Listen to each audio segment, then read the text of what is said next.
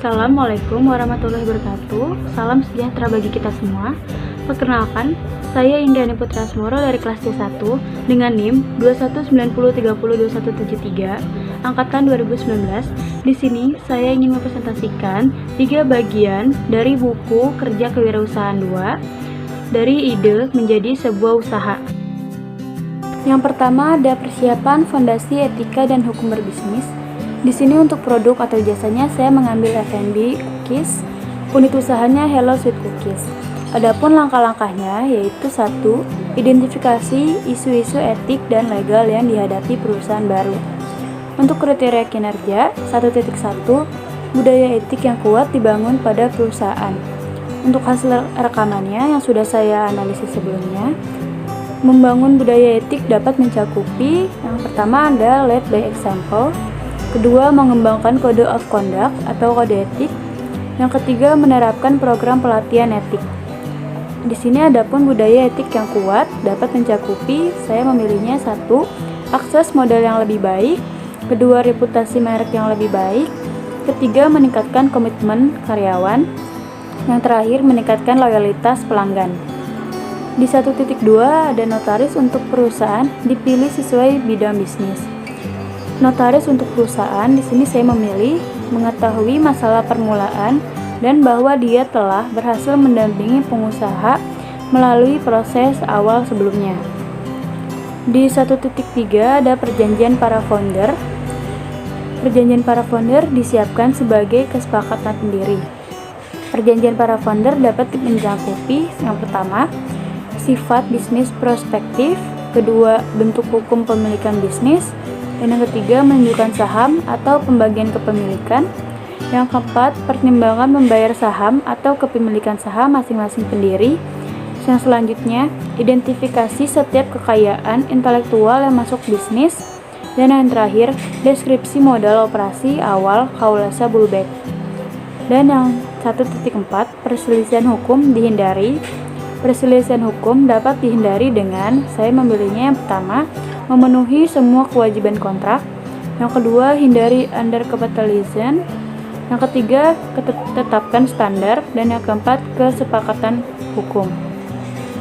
Di sini ada 2, memilih bentuk organisasi. 2.1, bentuk organisasi bisnis diidentifikasi. Untuk hasil rekamannya, bentuk organisasi dapat mencakupi, saya memilih 1, sole proprietorship, kepemilikan tunggal. 2.2 isu-isu dipertimbangkan dalam memilih bentuk hukum kepemilikan bisnis. Di sini saya memilih isu-isu memilih bentuk organisasi dapat mencakupi 1. Biaya pendirian dan pemeliharaan formulir hukum.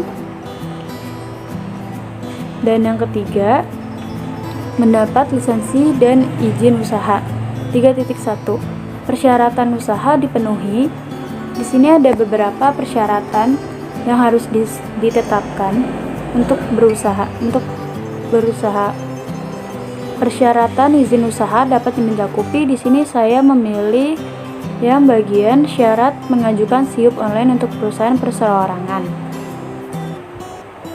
Dan yang 3.2 izin pajak penjualan diajukan. Di sini saya izin pajak penjualan yang sudah saya analisis, saya memilih 1. Pajak sebelum pajak pertambahan nilai PPN yang dipungut atas transaksi penjualan. Yang kedua, prinsip pungutan pajak. Di sini ada 3.3 izin dan izin kerja profesional dan pekerjaan didapatkan. Saya sudah menganalisis beberapa peraturan yang sudah saya dapatkan.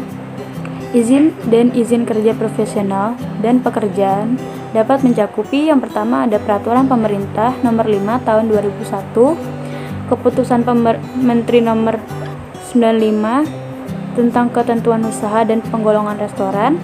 Yang ketiga, keputusan Menteri nomor KM 73. Dan selanjutnya peraturan pemerintah nomor 52 tahun 2012. Yang selanjutnya peraturan Menteri nomor 28 tahun 2015. Selanjutnya ada peraturan Menteri nomor 18 tahun 2014. Dan yang terakhir peraturan Menteri nomor 87 tentang tata cara pendaftaran usaha jasa makanan dan minuman. Selanjutnya, saya akan mempresentasikan yaitu menilai kekuatan dan kewajiban keuangan perusahaan baru. Di sini untuk unit usahanya dan produk jasanya masih sama, yaitu Hello Sweet Cookies dan produknya F&B untuk cookies. Adapun elemennya yaitu 1. Identifikasi pengelolaan keuangan. Untuk kriteria unjuk kerjanya 1.1 tujuan keuangan perusahaan diidentifikasi, profitabilitas, likuiditas, efisiensi, dan stabilitas. Di sini saya menilainya yaitu baik. 1.2 proses pengelolaan keuangan diidentifikasi, preparasi laporan, preparasi perakiraan keuangan, preparasi proforma laporan keuangan, analisa berjalan dan hasil keuangan. Di sini saya menilainya untuk semuanya baik. 1.3 laporan histori keuangan diidentifikasi, laporan keuangan neraca, laporan cash flow. Di sini saya memberi nilai baik untuk semuanya. Di sini pun ada 1.4 perakiraan keuangan diidentifikasi. 1. Laporan keuangan histori perusahaan diikuti oleh persiapan perkiraan. 2. Perkiraan penjualan untuk perusahaan baru didasarkan pada perkiraan penjualan dan rata-rata industri yang baik atau pengalaman memulai usaha sejenis. Yang ketiga, perkiraan penjualan untuk perusahaan yang ada di dasarnya pada satu catatan penjual terdahulu. Kedua, kapasitas produk dan permintaan produk saat ini. Dan ketiga, faktor apa pun yang akan mempengaruhi kapasitas produk dan permintaan produk masa depannya. Di sini saya menilainya sedang. 2. Identifikasi proforma laporan keuangan. 2.1 laporan proforma diidentifikasi, proforma laba rugi, proforma pendapatan, proforma neraca, dan proforma arus kas. Di sini saya menilainya baik semua. 2.2 ratio analisis diidentifikasi, likuiditasnya, efisiensi operasi, profitabilitas. Di sini saya menilainya sedang. Untuk rekomendasi 1.1 tujuan keuangan perusahaan diidentifikasi secara profitabilitas karena profitabilitas banyak memberi dampak positif terhadap manajemen laba dikarenakan perusahaan dengan profitabilitas yang tinggi cenderung melakukan strategi laba ditahan sehingga berdampak pada manajemen laba. 1.2 proses pengelolaan keuangan diidentifikasi. 1. Preparasi laporan neraca karena dapat mengetahui kondisi aset, kewajiban, dan modal bisnis untuk kedepannya. 2. Preparasi perakiraan keuangan pengeluaran supaya kita dapat mengetahui sudah berapa banyak untuk pengeluaran pramodal. Yang ketiga, preparasi proforma laporan keuangan, laporan proforma cash flow dapat membantu untuk mengetahui lebih tentang kemampuan perusahaan dalam membayar aspek operasional seperti membayar gaji karyawan. Yang terakhir, analisa berjalan dari hasil-hasil keuangan dengan mengukur hasil disbanding rencana karena jika hasil yang didapat melebihi target, maka rencana pun pasti akan diubah untuk menstabilkan. 1.3 laporan histori keuangan diidentifikasi neraca. Informasi yang dilaporkan dalam neraca memiliki reliabilitas yang lebih tinggi di satu sisi, namun sisi lain dikecam karena nilai wajar saat ini yang lebih relevan tidak dilaporkan. 1.4 perakiraan keuangan diidentifikasi perkiraan penjualan untuk perusahaan yang ada didasarkan pada 1. Catatan penjualan terdahulu, 2. Kapasitas produk dan permintaan produk saat ini, 3. Faktor apapun yang akan mempengaruhi kapasitas produk dan permintaan produk masa depannya. Karena kaulah bukan dari catatan tersebut pasti akan banyak yang kurang. 2.1 laporan proforma diidentifikasi proforma neraca karena laporan keuangan yang menyajikan informasi mengenai perubahan posisi keuangan yang berupa aset, liabilitas, dan kewajiban, dan ekuitas atau modal untuk satu periode akuntan tertentu pada suatu perusahaan. 2.2 analisis diidentifikasi ratio analisis diidentifikasi oleh profitabilitas karena suatu perusahaan dapat diketahui dengan membandingkan antara laba yang diperoleh dalam suatu periode dengan jumlah aset atau jumlah modal perusahaan tersebut. Yang ketiga, yaitu mengembangkan dan mengelola tim usaha baru. Unit usaha dan produk jasa saya masih sama menggunakan yang Halo Sweet Cookies dan Food and Beverage. Untuk langkahnya, yang satu, rencana staffing. Kriteria kinerja 1.1 kategori okupasi, 1.2 tanggung jawab okupasi, 1.3 tugas okupasi, 1.4 persyaratan okupasi, 1.5 kebutuhan pelatihan okupasi, 1.6 jumlah tenaga kerja, 1.7 perkiraan mulai kerja, 1.8 FTE atau full time equivalent, dan yang terakhir 1.9 perkiraan durasi kontrak. Langsung saja melihat rencana staffing hasil rekamannya. Untuk organisasi atau proyek yaitu toko cookies Hello Sweet Cookies yang beralamat di Pertokoan Cibubur Times Square, Blok B1 nomor 15B, Jalan Transyogi KM3 Jatikarya Jatisampurna. Adapun kategori okupasi yaitu manajer store yang bertanggung jawab mengawasi dan memimpin operasional toko dan melaporkan kepada pemilik toko. Untuk tugasnya, mempekerjakan mengorientasi karyawan, menyetujui pengeluaran anggaran, menyusun strategi dan target, merencanakan strategi penjualan produk, dan mengawasi dan memastikan semua berjalan sesuai dengan SOP. Untuk persyaratannya yaitu pria atau wanita, minimal pendidikan S1 di bidang food and beverage atau hospitality, dan terakhir memiliki jiwa leadership yang baik atau tinggi. Untuk kebutuhan pelatihannya di sini tidak ada pelatihan khususnya, namun jika pelamar sudah pernah mengikuti sebelumnya akan menjadi nilai plus bagi pelamar tersebut. Untuk jumlah tenaga kerja 1, perkiraan mulai bekerja tanggal 21 bulan 12 tahun 2021. Untuk full time equivalent-nya 10 jam, perkiraan durasi kontraknya yaitu 2 tahun. Yang selanjutnya ada akuntan yang bertanggung jawab melaporkan keuangan setiap bulannya kepada pemilik toko secara jujur dan teliti, mencatat transaksi yang terjadi setiap harinya. Tugasnya yaitu membuat anggaran pendapatan dan belanja toko, menyusun dan membuat laporan keuangan toko, membuat surat yang berhubungan dengan perbankan, dan yang terakhir melakukan pengecekan rekap gaji dan pembayaran gaji karyawan.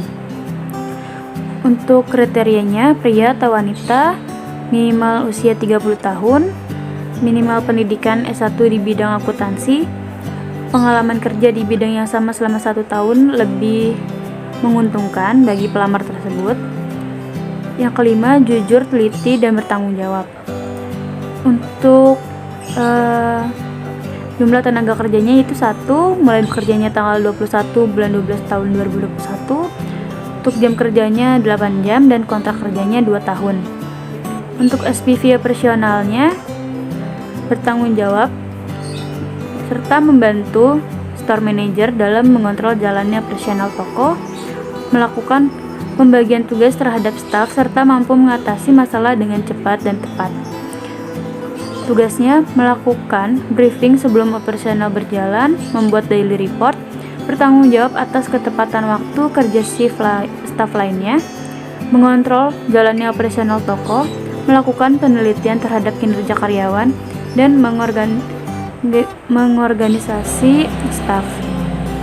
Untuk kriterianya, pria atau wanita, maksimal usia 30 tahun, pendidikan minimal S1 di bidang hospitality, memiliki pengalaman bekerja 1 tahun di bidang yang sama, mampu berkomunikasi dengan baik, jujur, teliti, terampil, serta bertanggung jawab. Untuk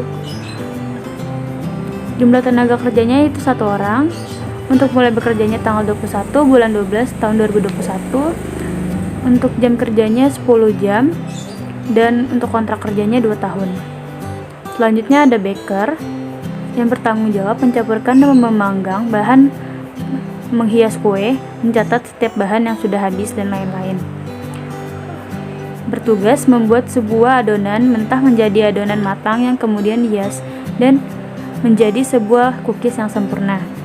Untuk kriterianya, pria atau wanita berusia 18 hingga 25 tahun, memiliki pengalaman di bidang yang sama selama 1 tahun, pendidikan terakhir minimal SMK jurusan tata boga atau perhotelan, yang terakhir jujur dan bertanggung jawab. Untuk jumlah pelamarnya yaitu 4 orang.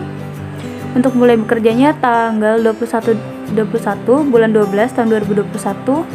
Untuk jam kerjanya 12 jam dan kontrak kerjanya 1 tahun. Dan untuk kasir, melakukan pencatatan atas semua transaksi, melakukan proses transaksi serta melakukan pembungkusan dan lain-lain. Tugasnya 1. Mampu melayani proses transaksi. 2. Memberikan informasi yang dibutuhkan pelanggan. 3. Memeriksa dan mencatat penjualan. Yang keempat, memeriksa daftar harga produk dan lain-lain.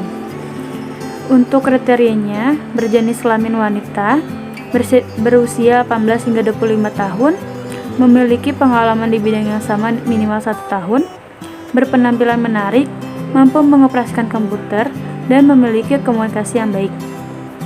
Untuk jumlah pelamarnya yaitu 2 orang, akan mulai bekerjanya tanggal 21 bulan 12 tahun 2021. Untuk jam kerjanya 12 jam dan kontraknya 1 tahun. Yang kedua ada rekrutmen, pelatihan dan mempertahankan tim. 2.1 Rencana seleksi. Rencana seleksi yang saya sudah pilih yaitu saluran dan teknologi yang tepat, mengiklankan lowongan untuk kebutuhan staf, mengadakan panel seleksi, mengembangkan pertanyaan wawancara, pelamar terpilih, jadwalkan wawancara dan beritahu orang yang relevan tentang waktu, tanggal, dan tepat. 2.2 Proses seleksi. Proses seleksi mencakupi yang saya pilih 1. Proses wawancara dan menilai kandidat berdasarkan kriteria seleksi yang disepakati. Kedua, diskusi penilaian dengan anggota panel seleksi lainnya. Yang ketiga, hubungi pengambilan keputusan untuk laporan pengambilan keputusan. 2.3 Internalisasi atau induksi anggota tim. Di sini saya mengambil 1. Menyediakan kandidat yang berhasil dengan kontrak kerja dan dokumentasi lainnya. Yang kedua, memberitahu manajer dan staf tentang tanggal mulai kandidat dan membuat pengaturan administratif yang diperlukan untuk pembayaran dan pencatatan karyawan. Yang ketiga, ada memenuhi kewajiban hubungan industrial. 3.1 Hak dan kewajiban di tempat kerja dari pemberi kerja dan karyawan. Yang mencakupi di sini saya mengambil 1. Hak memperoleh upah, hak mendapatkan kesempatan dan perlakuan yang sama, hak mendapatkan pelatihan kerja, hak penempatan tenaga kerja, hak memiliki waktu kerja yang sesuai, hak mendapatkan kesejahteraan. Dan untuk kewajibannya sini saya menilai untuk kewajiban ketaatan, kewajiban konfidensialitas, dan kewajiban loyalitas. 3.2 Prinsip hubungan industrial. Prinsip hubungan industrial di sini saya mencakupi 1. Kepentingan bersama pengusaha, pekerja, buruh, masyarakat, dan pemerintah. Yang kedua, kemitraan yang saling menguntungkan pekerja atau buruh dan pengusaha serta sebagai mitra. Yang terakhir, peningkatan kesejahteraan bersama. Yang keempat ada mengelola staf. 4.1 Alasan pengembangan staf. Alasan pengembangan staf di sini saya mengambil yang 1 ada keluhan dan kedua mengatasi kelemahan. 4.2 Strategi dan program pengembangan staf. Strategi pengembangan staf di sini saya mengambil 1. Memberikan kesempatan pada setiap karyawan untuk menyalurkan ide dan gagasan pribadi mereka. Yang kedua, memberikan penghargaan atau reward kepada karyawan. Di 4.3 program pelatihan dilakukan. Di sini saya program pelatihan dilakukan mengambil yang pertama pelatihan induksi dan kedua orientasi pekerjaan. 4.4 evaluasi. Evaluasi di sini saya mengambil yang pertama identifikasi dan libatkan pemangku kepentingan utama dan jelaskan kegiatan dan tujuan pengembangan staf. Yang kedua, tentukan tujuan dan pertanyaan evaluasi Anda sambil mengidentifikasi indikator yang akan Anda ukur. Yang kelima, meninjau kinerja tim. 5.1 Hasil kinerja. Hasil kinerja di sini saya mengambil 1. Pencapaian tujuan dan saran yang telah ditentukan sebelumnya. Yang kedua, kualitas barang dan jasa. 5.2 Kompetensi diidentifikasi. Yang untuk kompetensi di sini saya mengambil pengetahuan, keterampilan dan sikap. 5.3 Tingkat pergantian staf. Di sini saya mengambil rendah, kurang dari 15%. 5.4 Kekompakan tim diidentifikasi dalam meningkatkan kinerja proyek secara keseluruhan. Kekompakan tim di sini saya mengambil kolaborasi dan kerjasama. Sekian presentasi dari saya, kurang lebihnya mohon maaf. Wassalamualaikum warahmatullahi wabarakatuh. Terima kasih.